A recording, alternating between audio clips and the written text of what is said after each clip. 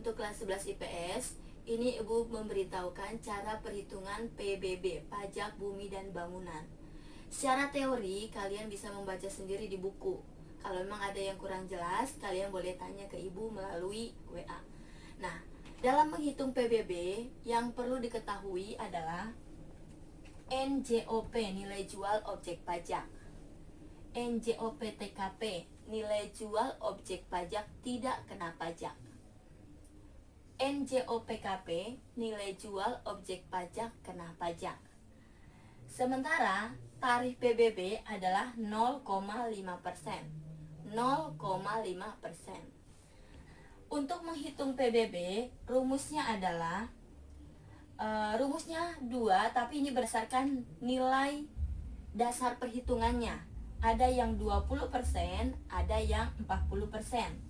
Tergantung dari NJOPKP-nya. Rumus yang pertama, 0,5% kali 20% kali NJOPKP dengan NJOPKP sama dengan atau kurang dari sama dengan 1 miliar. Yang kedua, 0,5% kali 40% kali NJOPKP atau sama dengan nilai NJOPKP yang lebih dari 1 miliar. Nah, untuk mengetahui NJOPTKP nilainya adalah NJOPTKP.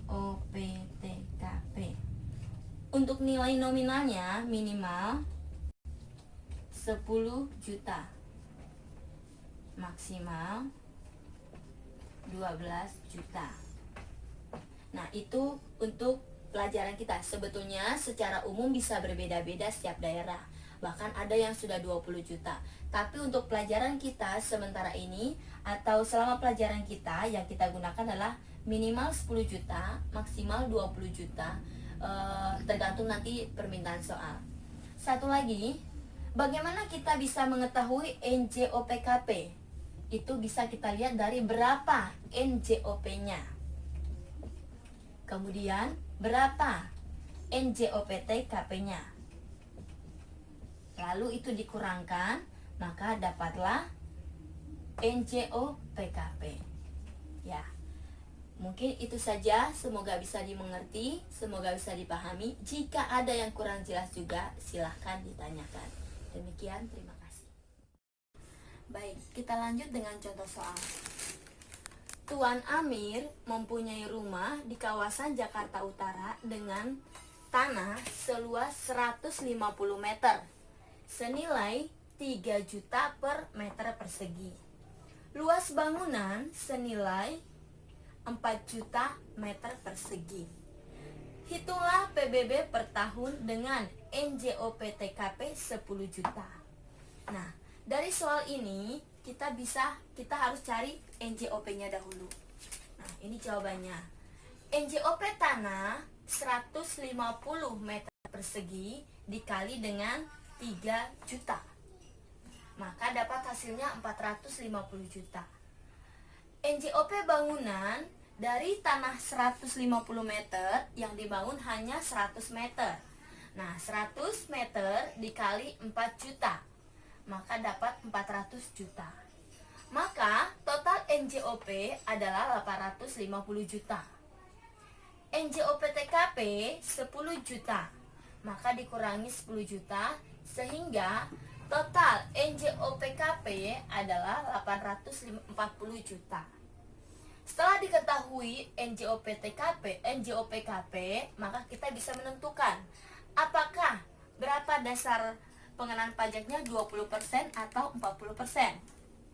Kurang dari 1M, maka PBB-nya 0,5% dikali 20% dikali 840 juta. Maka hasilnya adalah 840.000 per tahun. Inilah nilai PBB, pajak PBB yang dibayar oleh Tuan Amir selama 1 tahun.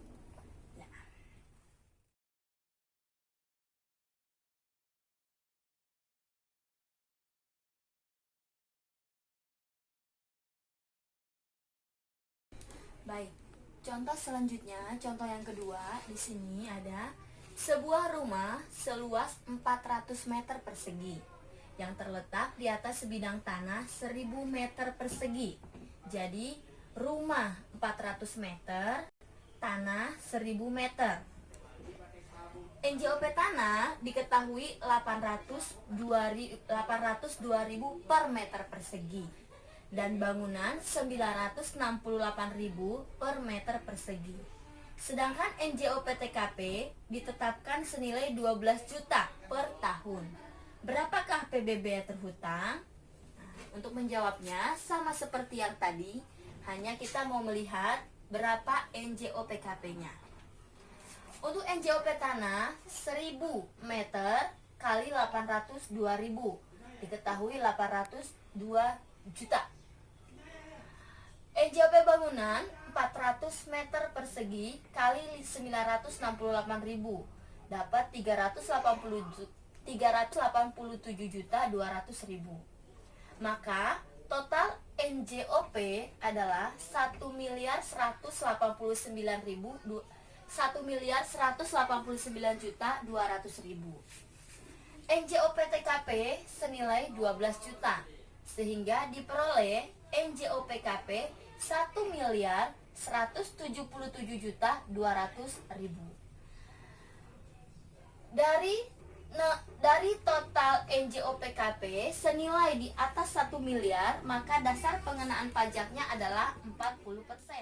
Ya, maka PBB-nya adalah 0,5% kali 40% kali 1.177.200.000.